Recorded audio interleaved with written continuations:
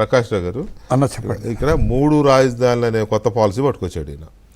ఏ రాజధాని లేదు, 3 కాదు కదా, ఉన్నదాన్ని కూడా చంపేశారు కదా. అమరావతిలో పిచ్చి తుప్పలు మొగిలినాయి, తుమ్మలు మొలిసినాయి, పెద్ద కదా పాడుపడిపోయినట్టు అయిపోయింది. అది ఉన్నదాన్ని చంపేసి అక్కడ ఆ రాజధాని లేదు, ఇక్కడ ఈ రాజధాని. అసలు ఏపీకి 5 ఏళ్ళు రాజధాని లేదు, లేకుండా ఇది చేసి ప్రధానమంత్రి కోసం రాష్ట్రపతి కోసం అంటే ఆయన అసలు ఆ పరిపాలనని మనం ఎట్లా అభివర్ణించాలి దాన్ని?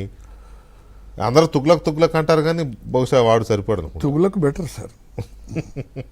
సార్ దేశంలో కర్ణాటకలో 2 ప్లేస్లో అసెంబ్లీ నడుస్తుంది. అవును అవును అవును. మహారాష్ట్రలో Nagpur winter or monsoon session నడుస్తుంది కదా సార్. కాశ్మీర్లో ఉంది కదా సార్. ఈ 3 రాష్ట్రాలు ఉంది. కోర్టులు యూపీలో అలహాబాద్లో ఉంది, లక్నోలో ఉంది కదా సార్. అట్లనే ఇక్కడ మన మహారాష్ట్రలో 2 3 ఉన్నాయి, కర్ణాటకలో ఉంది కదా సార్. అసలు ఒక కోర్టు హైకోర్టును ఎక్కడ పెట్టి రాజధాని ఏంది సార్? అదే కదా. ఏమన్నా అసలు సౌత్ ఆఫ్రికా అంటాడు, నువ్వు సౌత్ ఆఫ్రికా పోయి పరిపాలించా దేశం కదా అది. ఈ భారతదేశంలో నీకు ఒక్కనికే తెలివి ఉంది కానీ ఎవరికి తెలియలేదు. ఇది నేను ఎప్పటి నుంచో చెప్పాను సార్, నెంబర్ ఆఫ్ టైమ్స్. తో రియల్లీ చెప్తున్నా, ఈజ్ అ మ్యాడ్ ఫెల్లో.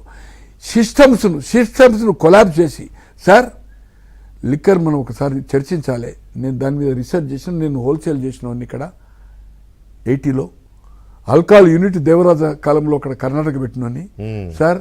ఏమి లేదు సార్, ఇంటర్వ్యూ తీసుకున్నా సార్ నా దగ్గర. మొన్న ఎన్నికల్లో పోయి భీమవరం గిట్ట నేను వాళ్ళను ప్రజలను ఎక్కడన్నా సార్ 10 రూపాయల చాకు ఇప్పుడు ఏంది అది పే ఫోనా గూగుల్ ఫోన్ నేను మొన్ననే నేర్చుకున్నా సార్. ఆటోకు ప్రాబ్లం అవుతుంటే మా జస్ట్ ఒక 1.5 మంత్ నేను ఎప్పుడు క్యాష్ చేంజ్ పెట్టుకొని నోట్లు పెట్టుకొని నాకు రాదు. అయితే ఈరోజు 150 కొనేది కూడా క్యాష్ పే సార్.